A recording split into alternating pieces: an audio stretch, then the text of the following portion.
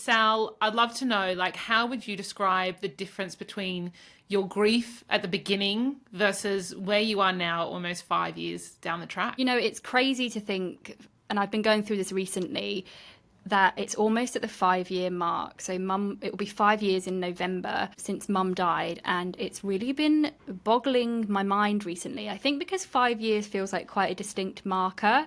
It's almost half a decade, and that's been something that I've been really trying to wrap my head around. I think one of the main differences for me is that in the early days of my grief, probably for the first, I'd say, year and a half, the grief bombs were constant, and it felt like I was having a grief sesh a couple of times a week. It was just constantly, it was all consuming. It was all consuming. And I remember, like, you and I, when we first met, we'd be comparing notes every day, and I think about my mum all the time, and I was just living grief. Really, that's it. Was just my entire existence. And now I feel like the grief bombs and the grief sessions are few and far between.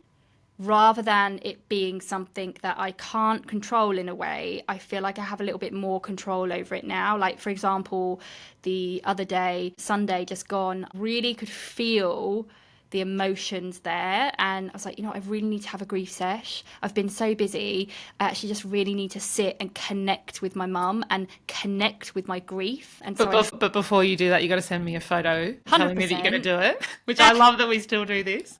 I'm like, the box is out, it's happening, it's on. And I feel like I used to be like, are you okay? Like, I hope you're all right. But now I'm like, yes, Queen, get it, let it out. Like, hope you feel better. Like, we're cheering each other on. It's so funny. Totally. And yeah, I think that's probably a really big difference. It happening to me and I couldn't control it, and now I'm really aware of when I need to connect with my grief, and it is still there, of course. We're always going to grieve and miss our people, but it has definitely eased over time and become more manageable, which I think back in the day wouldn't have believed that, because it is just like all consuming and hard to ever think how you're going to get past the constant grief bombs. So I hope for anyone listening that is in the early days, like, it does get more manageable. And I know for us both, we thought, nah, that's bullshit. How's that ever going to happen?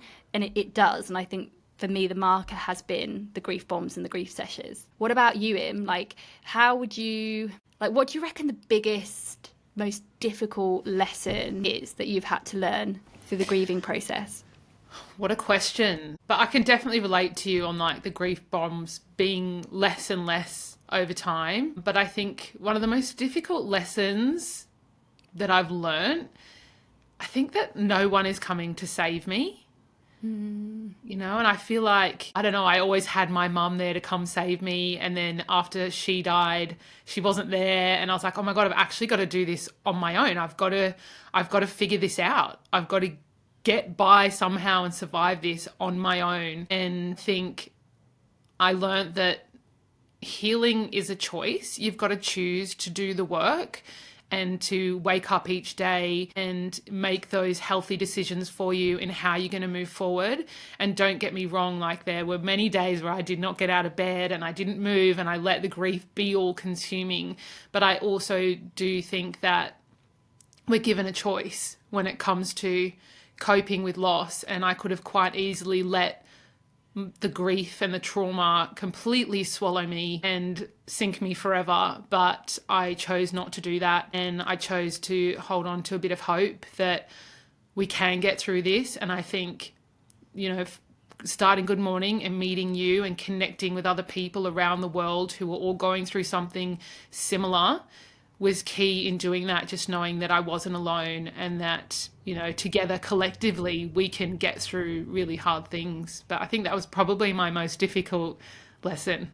I think for me, a big difficult lesson is not taking people for granted. Like, me and my mum were getting closer as time went on, and actually weirdly probably got closer as I was living in Australia. That time was when we were appreciating each other more. But our relationship wasn't always plain sailing, and I think I did take her for granted. And, you know, you can't get that time back. And now I think that was a difficult lesson for me to learn, and something that I had to really unpack in therapy, is that at the time we were getting closer and our relationship was really blossoming, she was gone, and that's been a hard pill to swallow. But now that's something that I've carried into my life and my other relationships, is not to take them for granted.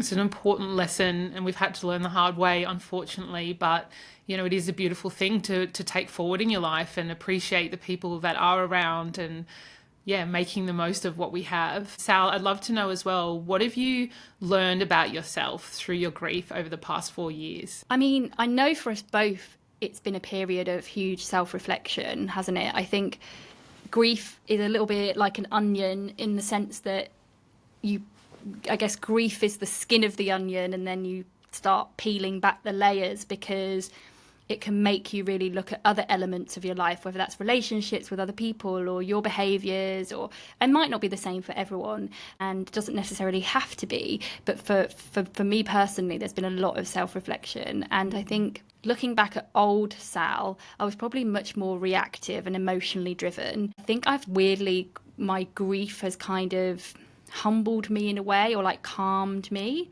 I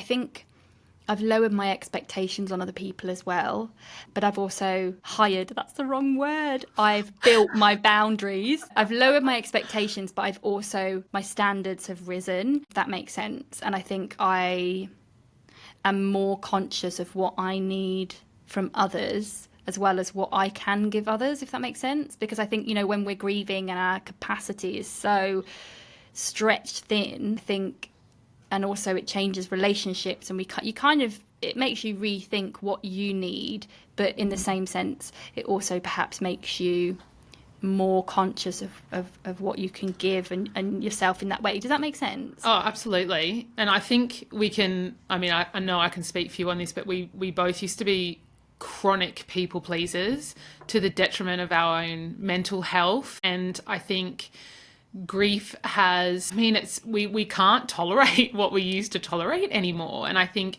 inner peace has been something that we are both striving to have now in our lives after our mums died. And I don't know if they didn't die then, whether that'd be something that we'd be, you know, searching for or working hard to get towards, is finding that inner peace in our lives, which both of us didn't have for a very long time. So true. And I think as well, like, being more understanding and compassionate to other people in the way that we approach other people as well. Like, for me, coming at it through a lens of like, everyone's going through shit. It might not be grief, but they're probably dealing with something in their lives. So also just kind of just having that, just that compassion, I think, is something that I've really cultivated more of since grieving, for sure.